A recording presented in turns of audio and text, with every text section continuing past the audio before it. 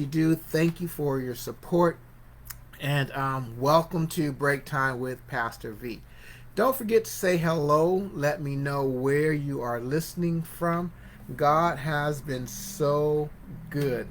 Today, I want to talk about redeeming your time, and actually, I'm doing this devotional, and because I struggle with that. In fact, I just had a conversation with another brother about our time, and if you're like me or like him, sometimes what happens is you have this plan that you believe that God has for you to do, but then things pop up, right? And when those things pop up, you tend to make all these adjustments, and then at the end of the day, you didn't get done what you had planned on getting done. And so the question becomes really an issue of how well do I prioritize, and if I believe that the original plan that I had was what God wanted me to do for that day, then the interruptions that I've allowed have prevented me from accomplishing what I believed God would have for me to do. Now, I know that we can't be so strict or rigid, that's what I was looking for, that we don't make any allotments for time or for interruptions, but we really have to question whether those interruptions are from God or whether it's a personality trait of ours.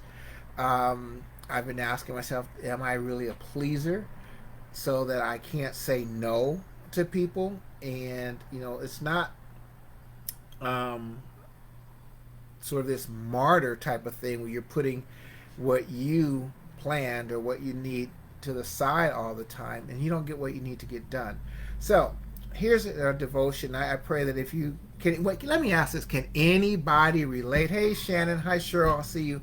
Can anybody relate to that idea where people are always, well, you allow, when it comes down to it, you're allowing other things to interrupt your plan? And so that what you intended to get done really doesn't get done. If you can, just type in relate. Check this out. Here's a devotional. It reads like this as we talk about redeeming the time. I'm swamped. I've said it. You said it. We've all said it at one time. We've all said it one overwhelmed point or another. The Bible tells us that Jesus' disciples were once, quote unquote, swamped in a different way. As they sailed across the Sea of Galilee, a squall came down on the lake so that the boat was being swamped and they were in great danger. So you know the rest of the story. Well, maybe you don't, but Jesus got up. He rebuked the winds and the waves and the raging waters, and the storm subsided and all was calm. So the passage perfectly illustrates the core premise of this reading plan. So we're going to do this for the next few days. Namely, that the solution to the disciples being swamped by the wind and the waves is the exact same solution to our being swamped by our own to-do list and hurried schedules. The solution is found in Jesus Christ. How? In two ways. First, Jesus offers you peace before you do anything. Nearly every time management guru says that the path to peace and productivity is found in implementing their plan or their system. And this is what we might call work-based productivity. As Christ followers, we start at the opposite premise in what we might call grace-based productivity, which says that through Christ we already have peace. And we do time management exercises, XYZ, as a response of worship. So that we're not trying to get all the things done to have peace. We start from peace, not trying to get peace, right? So the getting the things done doesn't get us any more approval with God. He's already loved us with all that he has. And so we operate as a response to his grace to us, as a response of worship, to plead, not to please so much, but to represent him and his character. So here's the second way in which Jesus is the solution to our time management problem. Jesus shows us how God would manage his time.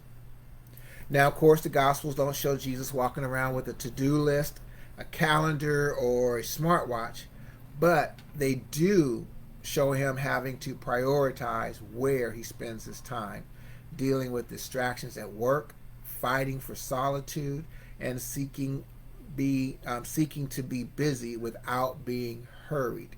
Can you relate to any of those things? Fighting for solitude. Yeah, I could do that one. Dealing with distractions.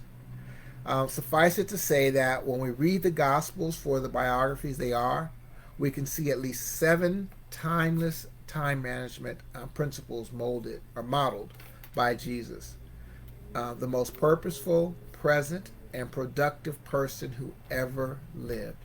And here's the first time management principle we can see with Jesus. Start with the Word. To redeem our time in the model of our Redeemer, we must first know the author of time, his purposes for the world, and what he's called for us to do with the time he has given us. So we've got to start with the Word. We see Jesus practicing this principle in Mark 1:35, when very early in the morning, he went off to a solitary place where he prayed. And throughout the Gospels, Jesus was prioritizing time with the Father above anything else, including sleep. We must do the same. But let's be honest. Making quiet time a meaningful habit can be hard, right? So I've experimented with this a lot, as the author says, but I have too, and practiced over the years. But I'm learning more and more to just stop in the middle of the day sometimes. In fact, as part of our emotionally healthy spirituality course that's coming up in a couple of weeks, if you haven't registered, please do so. You can find the link to that on our Instagram page. And if you don't know it, just put in here link. Go ahead and type in the word link, and I'll send it to you. But one of the practices is to stop.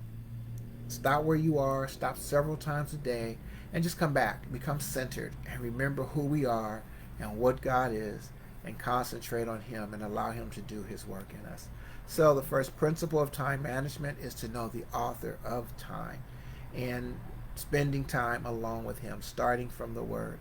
So we'll look at a couple of more principles, but remember, Jesus prioritizes time by getting away. You'll see it all throughout the Gospels that He got away to spend time alone in solitude. Alrighty, bless you. Take some time for you and God. Stop. I'm talking to me because I get pretty busy. So anyway, God bless you. Thank you. Have a great weekend. I will see you Sunday right here at 11 a.m. You can also catch us on YouTube. And lately, YouTube has been a better connection than Facebook. So you can catch us on YouTube, youtube.com/Zion Temple. Have a great day, and I will see you later. Blessings to you.